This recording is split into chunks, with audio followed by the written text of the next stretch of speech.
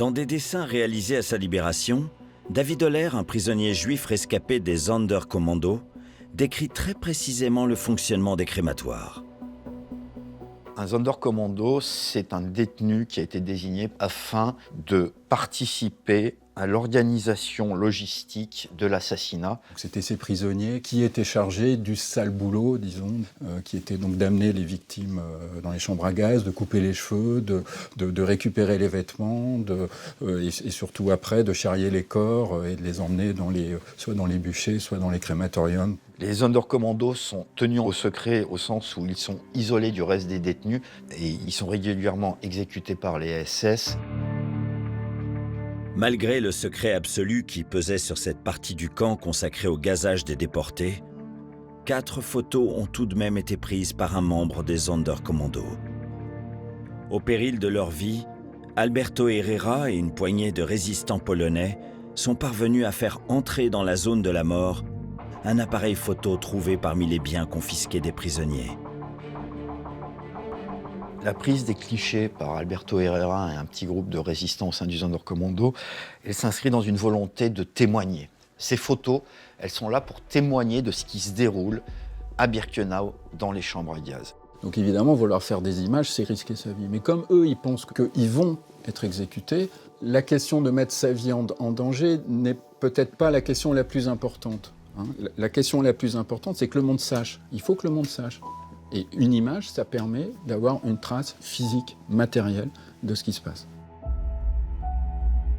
Les 2 premières images prises en direction de la forêt montrent un groupe de femmes, dont certaines sont nues.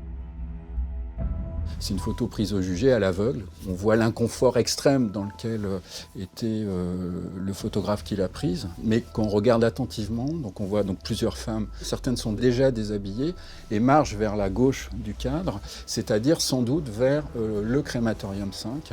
Donc on a le début, disons, de l'opération de gazage. Les 2 clichés suivants montrent la crémation de cadavres dans une fosse d'incinération à ciel ouvert.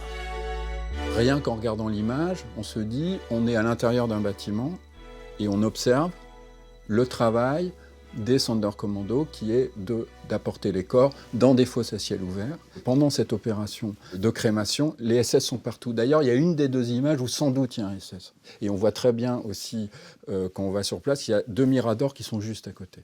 Donc l'endroit où il se cache, et c'est quelque chose d'assez terrible en fait si on y réfléchit, c'est que la chambre à gaz est le seul endroit sûr pour un membre du Sonderkommando, pour se cacher des SS. Ces images, prises dans des conditions de totale clandestinité, sont peut-être les traces les plus significatives de l'horreur perpétrée à Auschwitz. Elles révèlent un fragment de la réalité de la Shoah qui n'aurait jamais dû apparaître.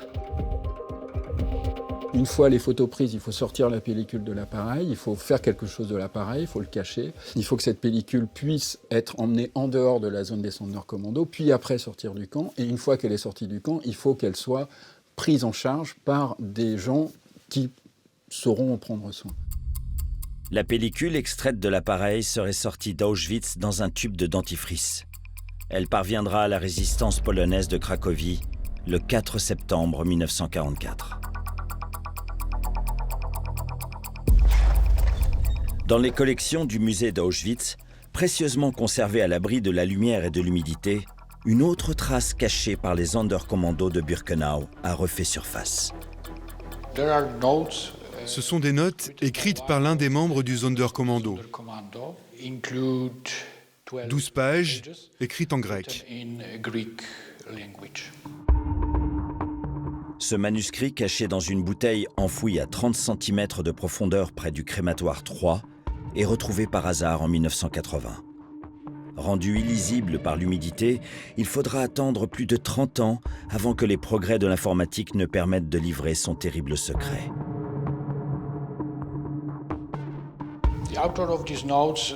L'auteur de ces notes, c'est Marcel Nadjari. Il est arrivé dans le camp en avril 1944 et a décrit de manière très détaillée l'activité du Sonderkommando.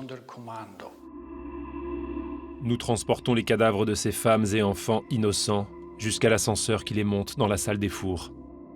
Là, ils sont brûlés sans l'aide de combustible à cause de la graisse qu'ils contiennent.